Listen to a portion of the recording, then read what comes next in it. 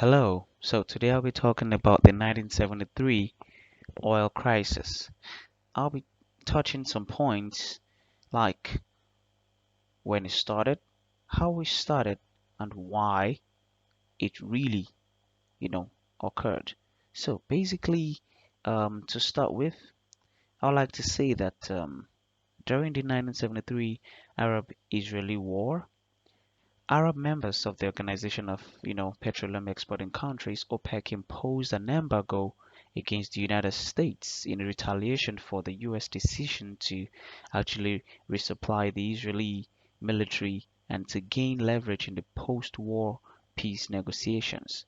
So it was just more like a ban, more like a restriction to, against the United States for taking sides with the, you know, Israelis. So apparently, um, Arab OPEC members also extended the embargo not just on the United States, they extended it to other countries like Portugal, Netherlands, and South Africa. And the embargo both banned petroleum exports to the targeted nations and introduced cuts in oil production. So we should all understand that once, there is a cut in oil production, there will be, an increase in the price, and several years of negotiation between oil producing nations and oil companies had already, destabilized the decades old pricing system, which, exacerbated the embargo's effect. So, the 1973 oil embargo acutely strained the United States economy. Of course, it's gonna do that because, the United States normally actually imports oil. They have theirs, but they keep it as a form of reserve, but they keep getting oil from countries. And the efforts of President Richard M. Nixon's administration to end the embargo signaled a complex shift in the global financial balance of power to oil producing states and triggered a slow in US attempts to address the foreign policy challenges, eliminating from long-term dependence on foreign oil.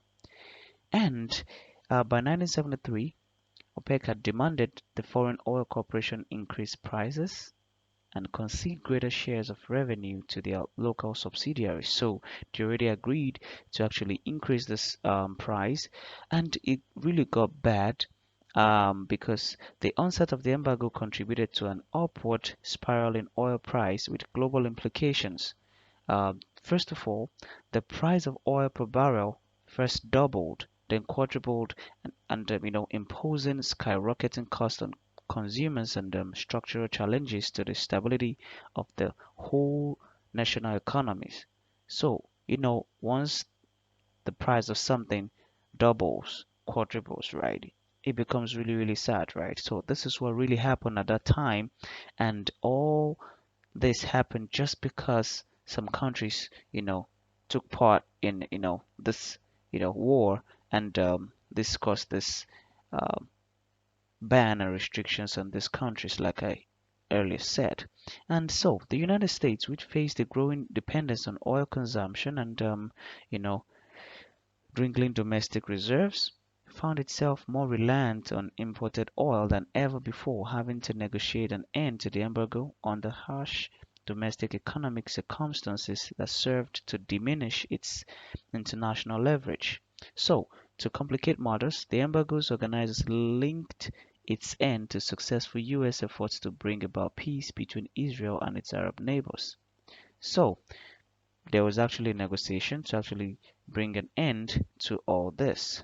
But, well, the embargo laid bare one of the foremost challenges confronting US policy in the Middle East, that of balancing the contradictory demands of, you know, conflicting support for Israel and the prevention of close ties to the Arab oil producing, monarchies. The strains on US bilateral relations with Saudi Arabia revealed the difficulty of reconciling those demands. So, the US response to the events of 1973 to 1974 also declared the need to reconcile US support for Israel to, counterbalance Soviet influence in the Arab world with both foreign and domestic economic policy. So it was more like this war, this reconciliation wasn't really working, and we all know America and you know Israel are actually close pals. And the full impact of the embargo, including high inflation and stagnation in oil importers, resulted from the a complex set of factors beyond the proximate actions taken by the Arab members of OPEC, the declining leverage of the United States and European oil corporations, the Seven Sisters. So that had, hitherto, stabilized the global oil market. The erosion of, excess capacity of East Texas oil fields and the recent decision to allow the US dollar to float freely in the international exchange all played a role in, exacerbating the crisis. So we can see what really exacerbated the crisis, you know, the erosion of excess capacity of East Texas oil fields and the recent decision to allow the US dollar to float freely in the international exchange. Right. So, once the broader impact of these factors set in, throughout the United States, it triggered new measures beyond the April and November 1973 efforts that focused on energy conservation and development of domestic energy sources. And these measures included the creation of the Strategic Petroleum Reserve, a national 55 mile per hour speed limit in the US, highways, and later the President Gerald R. Ford's administration's imposition of full economic standards. It also prompted the creation, you know, of the, International Energy Agency proposed by Kissinger.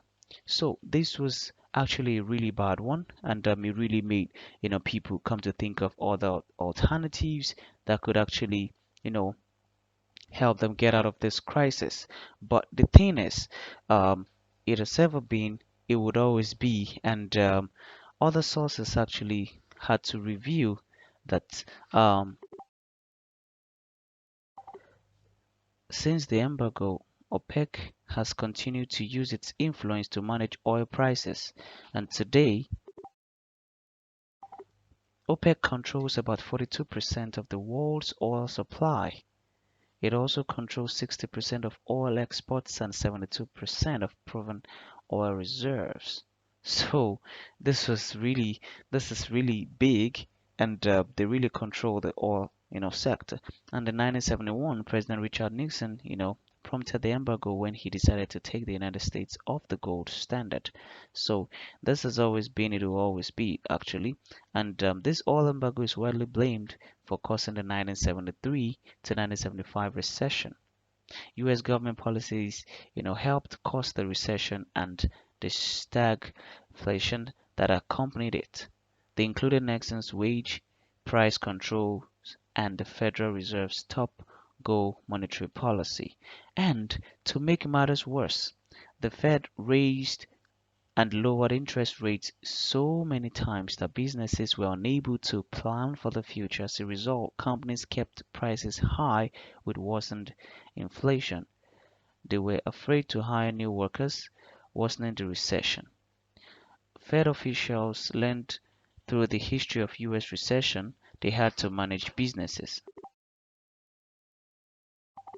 Expectation of inflation since then, they've been consistent in their actions. More important, they clearly signal their intentions well ahead of time.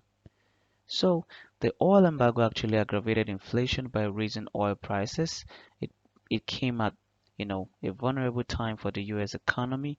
Domestic oil producers, were running at full tilt. They were unable to produce more oils to make up the slack. Furthermore, non-OPEC oil production had declined as a percentage of world output.